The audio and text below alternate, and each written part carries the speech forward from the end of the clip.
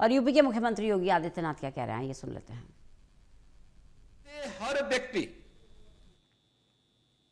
स्वतंत्र भारत का नागरिक होने के बाद स्वतंत्रता की उस वास्तविक कीमत को विस्मृत किए जा रहे हैं,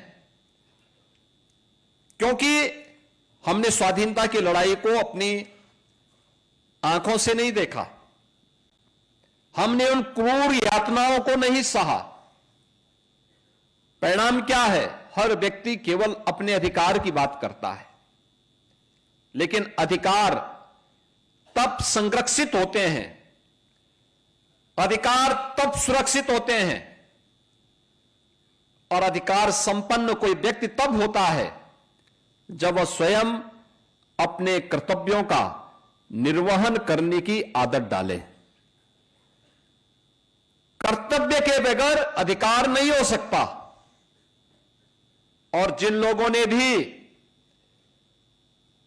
कर्तव्य के बगैर अधिकार प्राप्त करने का प्रयास किया है, वहां पर लोकतंत्र नहीं, वहां पर कोई ना कोई तानाशाह उस पूरी व्यवस्था को अपनी गिरफ्त में लेकर के वहां के आम नागरिकों के मौलिक अधिकारों को रौंदता हुआ दिखाई देता है। लेकिन भारत इस मामले में सौभाग्यशाली है कि भारत ने अपने संविधान को हमेशा लागू होने के बाद सर्वोपरि मान करके सदैव इसको सम्मान दिया। अपने स्वाधीनता संग्राम सेनानियों को, अपने प्रतीकों को सम्मान दिया और संविधान की उन मूल भावनाओं को, जिन मूल भावनाओं पर आधारित भारत का संविधान बना हुआ है, उसको अपने जीवन का हिस्सा बनाने का प्रयास किया। जब भी कोई देश अपनी इन मूल भावनाओं को सम्मान देते हुए आगे बढ़ता है, उसको विकसित होने में कोई रोक नहीं सकता। याद रखना, आजादी के अमृत महोत्सव वर्ष में प्रधानमंत्री मोदी जी ने देशवासियों के सामने विकसित भारत की एक संकल्पना रखी। विकसित भारत के लिए प्रधानमंत्री जी ने यही कहा था कि हर भारतवासी के सामने जब देश अपनी आजादी के 100 वर्ष पूरा कर चुका होगा, अभी हम 75 वर्ष में, लेकिन 2022 में उन्होंने कहा था कि 75 वर्ष हमारे आजादी के पूर्ण हो रहे हैं, लेकिन जब देश अपनी आजादी के 100वें वर्ष में जाएगा तब हमें कैसा भारत चाहिए। अगर हमें विकसित और आत्मनिर्भर भारत चाहिए तो इसके लिए हर भारतवासी को चाहिए कि वह उन पंच प्रणों के साथ जुड़े, जो पंच प्रण हमें हमारे दायित्वों का एहसास करा सके। ये पंच प्रण जिसमें हर व्यक्ति के लिए यह आवश्यक था कि वह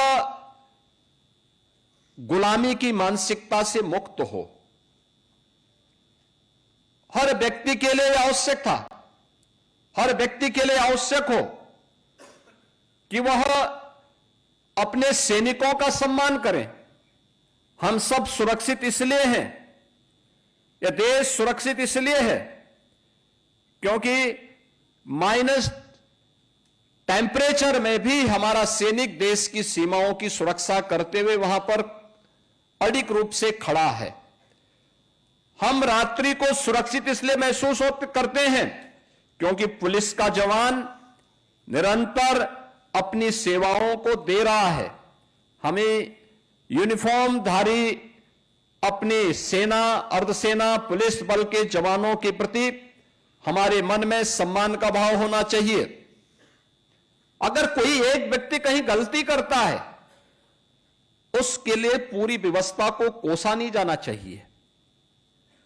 गलती का परिमार्जन करने का अवसर उन्हें देना चाहिए, और अगर कोई तब भी बार बार गलती करता है तो उसका परिमार्जन का अवसर उन्हें देते हुए उन्हें इस पर प्रभावी कदम उठाने के लिए कहना चाहिए।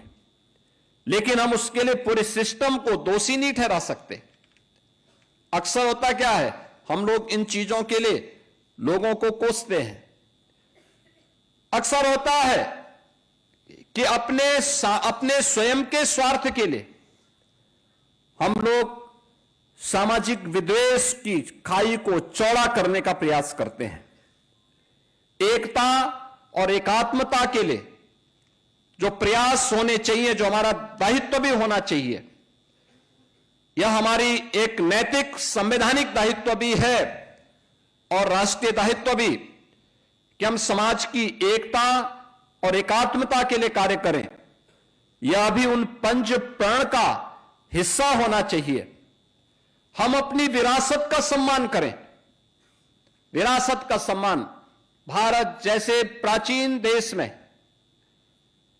हमारे पास एक भारी विरासत है, आध्यात्मिक और सांस्कृतिक परंपरा भी है और स्वाधीनता संग्राम के दौरान अलग अलग क्षेत्रों में हुए अलग अलग संघर्षों में जिन महापुरुषों ने, जिन बलिदानियों ने अपने आप को समर्पित करके भारत की एकता और अखंडता के लिए मिलकर के कार्य किया, यह भी हमारे पास आज भी एक धरोहर के रूप में है। और अंत में नागरिक कर्तव्य,